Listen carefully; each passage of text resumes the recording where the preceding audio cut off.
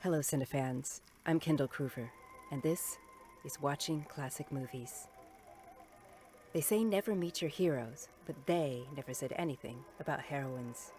In my talk with Eve Golden, I found her to be every bit as witty, informed, and fun as I imagined her to be since I first started reading her Movieline column, The Bottom Shelf, in the 90s.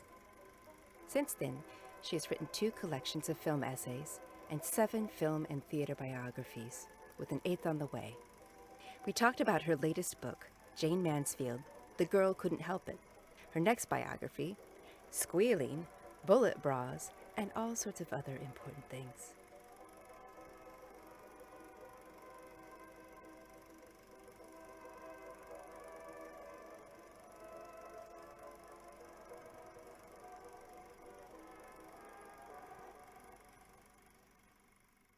Thank you for joining me today, Eve. Oh, thank you for having me. In looking back on the books you've written, I've noticed a pattern, and I wondered if it was deliberate. Jean Harlow, Theda Bara, Anna Held, Jayne Mansfield, even John Gilbert, you could call them misunderstood bombshells, and also people whose lives there's a lot of tall tales told. I mean, are you deliberate in choosing that sort of subject? Well, I do like getting hold of people either who haven't really been covered before or have had a lot of nonsense written about them, so I can set that straight. If somebody's had a really good book written about them already, there's no need for me to just go back and repeat it. I mean, there's been great books about Marlene Dietrich and John Barrymore, so as much as I love them, I would have nothing further to say about them. Mm-hmm. I do remember early on reading an interview in which you became so frustrated with, it was a fabricated conversation or something that wasn't true, and that you'd thrown the book across the room. And I do that a lot. Huh? I do that a lot. Yeah, when you get the e-reader, it kind of puts a cramp in that, but yes, I know what you mean. But it is something that I've admired about your work, especially when I have been read stuff and just known for a fact without looking it up that something's incorrect. And that's something you always get right. And this biography, Jayne Mansfield, it seems like a particular challenge because she is responsible for some of the fabrication herself. How did you approach this? How did you get your story right? Well, I had to say when I believed a story and when I didn't. When you're working with, you know what gossip columnists to trust after a while. I mean, James Bacon and Dorothy Kilgallen were very untrustworthy. They would just make things up. Luella Parsons, surprisingly enough, for all of her bad reputation, was a pretty good reporter. So if I find a story, I will tell the reader this may or may not be true and tell them why I think so, because the reader has to trust you. As soon as the reader loses their trust in you, that's it. So, for instance, in the John Gilbert book, there was that wonderful story about the quote on their honeymoon that when he married Ina Clara, they were both huge stars, and the reporters said, "Tell me, Miss Clare, what's it like being married to a great big famous star?" And she said, "I don't know. Why don't you ask my husband?" And that's just such a wonderful story. It probably never happened, but I had to tell it anyway and tell the readers, okay, this is probably apocryphal, but I have to share this anyway. Because sometimes the story is, worth it. Oh, yeah. Well, I'm writing a book about Lupe Velez right now, and the one thing that everybody knows about her is that she drowned in her toilet, which she did not drown in her toilet. I'm thinking of calling it Lupe Velez. No, she did not drown in her toilet. And there's something about that too, is you're picking these people who are often the subject of ridicule. And while there's a lot of humor in your writing, you never make fun. I have to like the person I'm writing about. And also I keep in mind, especially with Jayne Mansfield, that she has a family living. So when I was writing about her, I kept thinking, her children may read this, her ex-husband may read this. So I'm not as mean as a good biographer maybe should be. I always tell the truth, though, and I always find out horrible, unflattering things about somebody. And I always think, oh, why did you say that? Why did you do that? Do I have to put this in the book? And yes, I have to put that in the book because that's my job. Mm-hmm. You can't pick and choose what facts you're going to put in the book. Yeah. And I mean, she did do some things that were ridiculous. Oh, if But there was a boneheaded decision to be made, she made it. And yeah, that's so fascinating about Jayne Mansfield is she was such a smart, thoughtful, eloquent person, and yet she did such boneheaded things. I never understood that part of it either. I would reread a thing and think about it, and I just didn't Like you understand. just want to go back and shake some sense into her, but Yeah. people at the time tried to shake some sense into her and had no luck whatsoever because whatever Janie wanted. Well, there were people who told her no, and she just didn't listen. I so badly wanted her to go home into that beautiful pink palace and enjoy some rest, enjoy her children and That was husband. not her. Mickey, Yeah. one of the reasons they broke up was he wanted her to be a normal person and she wanted to be Jayne Mansfield. I mean, Marilyn Monroe hated being Marilyn Monroe, but Jayne Mansfield loved being Jayne Mansfield. I never saw anybody, and I agree, because I never saw anybody who so enjoyed closeness with her fans. When she goes to sit on the lap of somebody in a nightclub, it doesn't feel like she's selling herself or like there's anything skeevy about it. It feels delightful and warm. She wants to take them home for dinner and chat with them. I love that story where the two teenage girls stopped her in New York for an autograph and she took them up to her hotel room and gave them tea and cookies and chatted with them for an hour. It's such a genuine love and a tenderness. And that episode of This Is Your Life, just the warmth, there was a warmth she displayed in that. She was crying when she saw people, the way she touched people. She had the most genuine human connection that I've ever seen in a star. She didn't have that protective layer. I like to think of her as a human Marshmallow Pete. Oh, she's bright and colorful and sugary and sweet and impossible to hate, no matter how she may make you sick at sometimes. Yeah. Oh, it's perfect because it's delightful, but then you cringe, you know? Yeah. Yes. I only really knew, with the exception of like maybe The Burglar, a few early roles, I only really knew the bubble and squeak Jane before I read your book. You know, I hadn't switched up a lot. Oh, it's novel. It's unique. And you do it. I learned how to do that. Yeah. It's down deep in the diaphragm, isn't it? Down here, you have to it's kind of almost like a reverse hiccup almost. And then the like, oh, you know, I love that kind of warm little ripply, bubbly voice she does. That was really good. Yeah. But then you see YouTube interviews of her using her actual human being voice, and it's startling how eloquent she was, what a full vocabulary she had. She was, not an unintelligent person. And you see her in some of her films, the British films, for instance, using her real voice, and you see whole different ways her career could have gone. She could have become a Shelley Winters or Joanne Woodward, but she did not want that. So you think that she didn't want it? That's what I couldn't figure out, because it seemed like a lot of times the studio let her down and didn't come through for her. But there are other times where she's going to so many supermarket openings and things like that. And it's like, well, okay, she needed the money. I mean, she had a huge house to support. She had 5 children to support. She had the star lifestyle.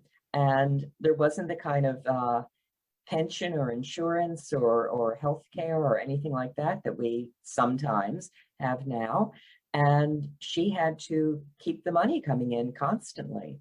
But Fox really did let her down. I'm still mad that they didn't put her in the Susie Parker role in The Best of Everything. She would have been great in that part, and that's one of my favorite films.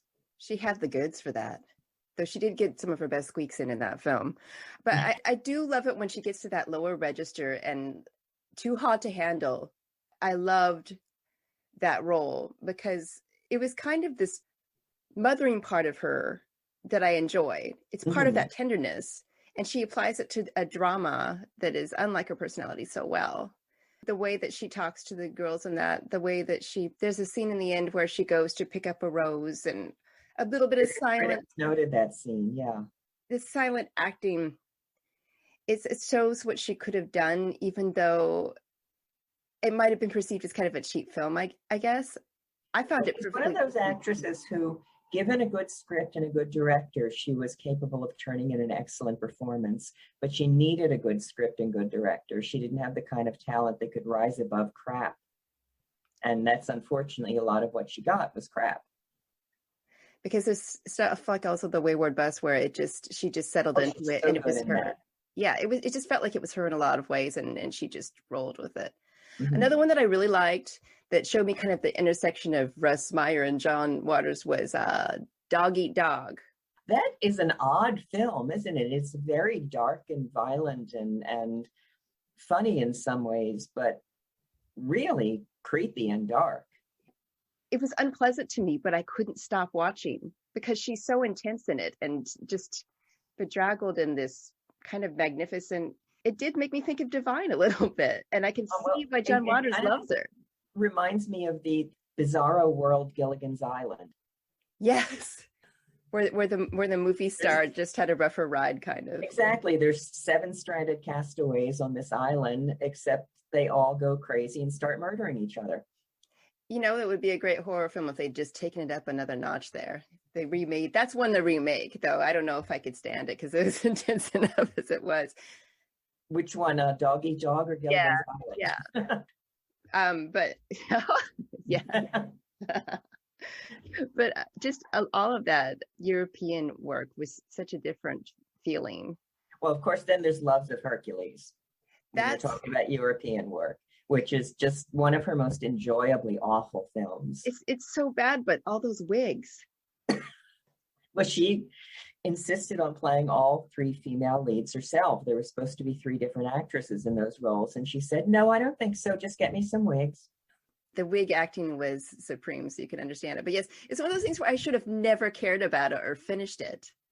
But it's just you can't not finish it. That dragging, and all of a sudden, hey, here's Bigfoot for no apparent reason whatsoever. And let's throw a rock sort of in his general direction, and he falls over dead. It's just so wonderfully awful. Well, just the big prosthetic thing, and he's fighting it, and it's just kind of flopping back at him. I really did think that Mickey Hargitay was a pretty good screen presence too.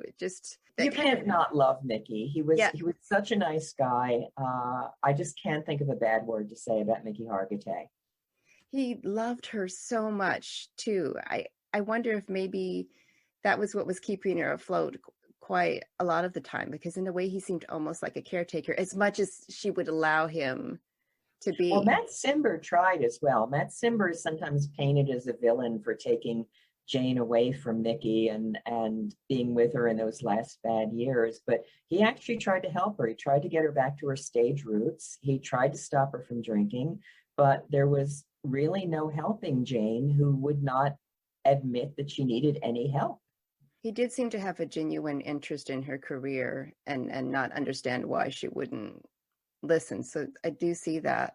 As much as I love her, she had to be very frustrating to deal with at times. You know, I think the thing that's hard about it, she wouldn't listen and you didn't know why. I think about the closest I got to understanding her was the comments from Lonnie Anderson, mm-hmm. where she said that she got trapped in an image and got afraid. Well, her daughter, Jane Marie, also said that Jane knew what she was signing up for when she started the blonde, sex symbol squeaky voice thing, and she got trapped in it, but it was her own fault because that's what she signed up for. And she dug into it so much that she couldn't get out. And as far as the pace she lived, like just so constant and fast, I could never determine if it was something she wanted, because it's part of me felt like she had to be out there with these people admiring her. It didn't seem like it was only money to me. Well, that's why I felt a little silly using that Edith Wharton quote in the beginning, but that really exemplified Jane to me. Is what makes her so interesting is trying to figure out, does she want this or does she look down on it? Is it silliness, or what does she really, really think about her stardom? Because the intelligence is so clear. Mm-hmm. I mean, and it was interesting to me, the way that there were these individual things that were so much a part of her legend that really were very small, like Anton LaVey. It was really just a little intellectual friend she had who loved his own publicity, who came for a little visit, or like the incident with the dress and Sophia Loren. And the falling off bikini at the press conference that never happened. Underwater. Yeah. All of those things seem to define her so much.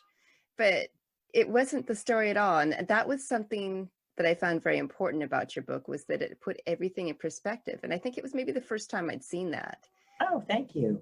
Because, and part of it was just the like, oh, she was a Satanist. That's really what you see. She was exactly. She was the least likely person to become a Satanist.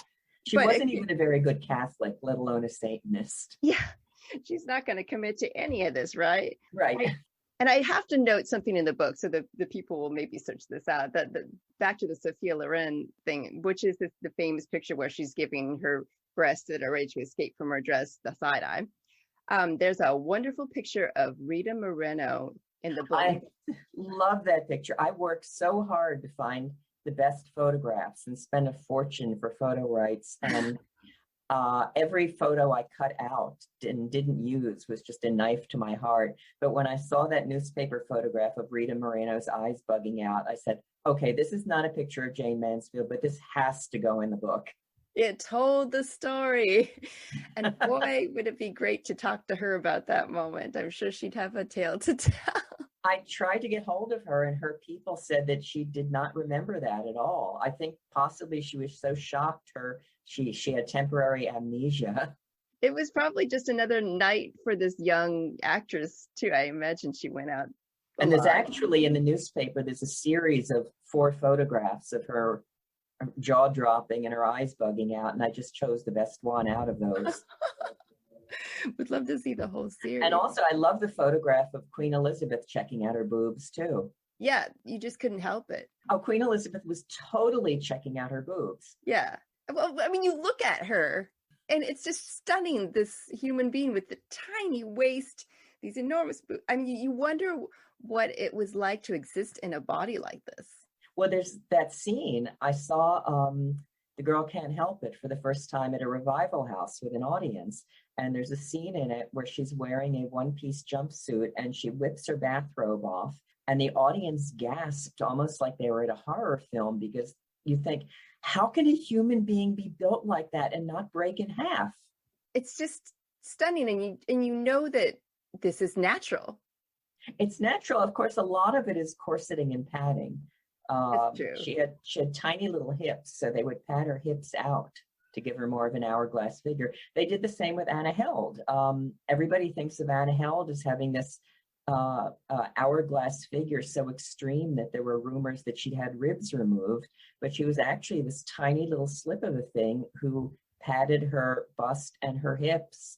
And in a lot of her photographs, her waistline is painted out. So a lot of it is fake. Just not surgically fake. Not surgically fake, but with Jayne Mansfield, she had specially designed brassieres that were like the flying buttresses on medieval cathedrals. I guess that's the 50s when you think about it. I have some of my grandmother's bullet bras from the 50s.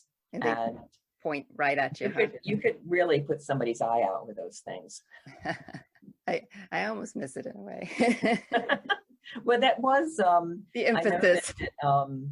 The actresses on Mad Men were horrified by the undergarments they had to wear, but that was part of the deal back then in the especially in the 1950s. Yeah, construction was everything. Having seen all these Jayne Mansfield films, what are your favorites? What would you just love people to see? Well, there's the good films and the good bad films. I think my favorite good bad film of hers is The Wild Wild World of Jayne Mansfield, which is that horrendous fake documentary that came out after she died. And it's just 90 minutes of wonderful awfulness. There's just so many quotable lines in it. Another good bad film, let me see. Of course, Loves of Hercules, we've mentioned. Of her good films, of course, the 3 early Fox ones, Rock Hunter, The Girl Can't Help It, and Wayward Bus. As you mentioned, she's very good in The Burglar. I think her worst film is Primitive Love. That is unwatchable. I haven't seen that one. It makes you angry. It's so bad. Oh no, dear Jane. That is like, why did you do that? As bad as Promises is, it has a few moments and you can almost see why she did it. But Primitive Love, there is just no excuse for whatsoever. Okay, well, maybe I won't. Maybe I won't try to put myself through Oh that. my God. Well, you can look up, I'm sure the trailer or some scenes from it are on YouTube, and it's just painful. I mean, that's what I've seen, but yeah. Okay. Just everything about it, even the few scenes she's not in, are painful, because there's this awful, awful Italian comedy team. They were kind of I don't know if you can call them the Italian Martin and Lewis, but that's what they were aiming for. And they as much as one might hate Martin and Lewis, they fell far. They made Martin and Lewis look like Burns and Allen. Oh dear. Well, that's good. You heard it here. Yeah. It was on about page 70 of this book, and I realized she was only 22. I mean, she lived at such a fast pace, and she'd done so much by the time she was 34. I couldn't picture where she'd go next. What do you think she would have done? I don't know. She's one of the few people who I can see John Gilbert becoming a great character actor, Jean Harlow maybe going into television eventually, but Jayne Mansfield baffles me because she was such at a bad place when she died that I don't know whether she would have been able to pull out of that tailspin. Yeah. It's lovely to think of her just doing TV movies and talk shows, and eventually I can definitely see her having her own talk show. She'd have been great at that. Mm-hmm. But she would have had to stop drinking, which was a problem at the time. And she would have had to have somebody really guiding her career who she would listen to. And who knows if that ever would have happened. Certainly Sam Brody was not that person. I got the impression that he didn't. Cimber, I imagine, could have done something if she'd listened. But Brody, I felt like he was maybe leading her to the end anyway. I don't know if that's a little too dramatic or. I wanted to like him and I couldn't, because he's always been painted as the worst villain in her life. And I thought, well, that can't be true. Some people are three-dimensional. Nobody is completely evil. So I tried to look for the good in him. And the good in him is that he genuinely really loved her and did try to get her work and followed her around like a little puppy dog. But on the other hand, he was abusive to her and to her daughter. He was abusive to his ex-wife and children. If he tried to get her good work, he was failing miserably at that. So Sam Brody was not the person she should have been with, certainly. Maybe too much of an enabler in a way. Oh, very much so. So I'm so curious about your next book. Are you able to talk about it at all? Lupe Velez? Well, I'm into the writing now. I'm just about through with the research. I've seen all of her films that are available that still exist, and was even able to get a copy of her last film, Nana, which was made in Mexico, and probably her best dramatic performance ever. It's wonderful. Her suicide was a lot more complicated than people think. People say that, well, she killed herself because she was pregnant and unmarried. And there's a lot more to it than that. She was having serious career troubles. A big Mexican film contract had just been canceled. Hollywood didn't want her. She had a contract for vaudeville in 1944. I didn't know that they still had vaudeville in 1944. It really didn't. So she was having very bad career troubles, and everyone was turning their backs on her. Her sister, one of her sisters, who she said, oh, I'm her favorite sister and she loves me. She told the newspapers that she agreed to take care of Lupe Velez's baby if Lupe bought her and her husband a house. Oh. So she was basically blackmailing her. And the guy who got her pregnant really reluctantly agreed to marry her, but didn't want to. And that was painfully obvious to her. So she had a lot of problems going on. It wasn't just the pregnancy. But she was so talented. She could have had Garbo's career if she'd have had a major studio backing her, which she did not. She was brilliantly talented at drama and comedy. She was an incredible singer. I mean, really talented singer. And it's very frustrating that being a freelancer for most of her career, she was put into these amusing but low budget, silly B comedies. And such a huge talent was just wasted in these. I mean, yes, she was lucky to be working at all. So many people just don't get the opportunity to work, especially when they have an accent. But that was a real wasted talent, because she could have been up there with Garbo and Dietrich. I'll admit I didn't get how good she was until I finally watched one of the Spitfire movies. And her comedy translates across time. She's just a hilarious person. An excellent dramatic actress too. I think I've only seen her in Congo. She didn't have that much to do in Congo. It was a small role. That's all I've had a taste of. Yeah, she did early in her career. She started out as a dramatic actress. Up until 1932, she was known mostly as a dramatic actress. And then they found out what a good comedian she was. And after 1935, the only drama she did was her very last film. Oh, I didn't know she started with drama. She's just so good at comedy. I think it's so hard to be good at comedy that once somebody finds that you can do it, they want you to keep at it. And it makes money. The B films, the Mexican Spitfire films, cost nothing to make, and they brought in money. I mean, just the one I saw, I get it, but now that there was one vignette I found that I just adore. She was working at RKO the same time that Orson Welles was making Citizen Kane, and she used to ride around the RKO lot on a tricycle with a little basket on the back with her chihuahuas in it. Another woman with chihuahuas I'm writing about. And she would ride through the Citizen Kane shooting stage in the middle of a scene with her chihuahuas and yell, beep, beep, and ride through.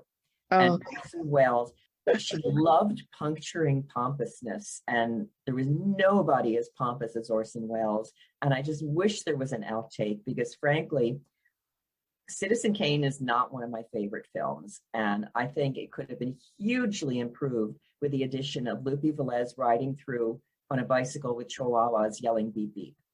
I mean, what couldn't, right? Exactly. Just about you pick any film, Gone with the Wind, just about any film could be improved with the addition of Lupe Velez yelling beep beep on a tricycle. Somebody needs to do this and put it up on YouTube. I would like to see that.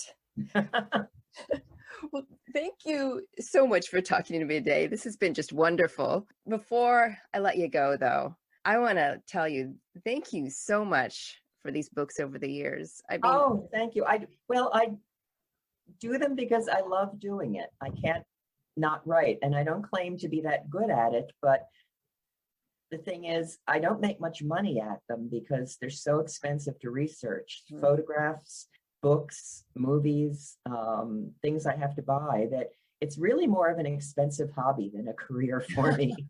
Well, it's meant a lot to me because before I could connect with anybody online, before there was TCM, I was, the person who was interested in classic films. I didn't have a classic film friend yet. So in a way, you have been my classic film friend all these years. Oh, I'm so glad. And it just means so much to me. And it means so much to me to talk to you and be able to thank you for that. As Lena Lamont said, if I can bring a little joy and cheer into your dreary and humdrum life, then my life ain't been in vain for nothing. Ain't that the truth? Thank you so much, Eve. Thank you very much. All right. Take care. You too. You can learn more about Eve Golden at our website, evegolden.com.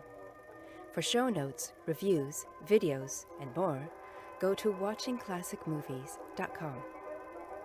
Thank you for listening. This is Kendall Kruver, watching movies. Until next time.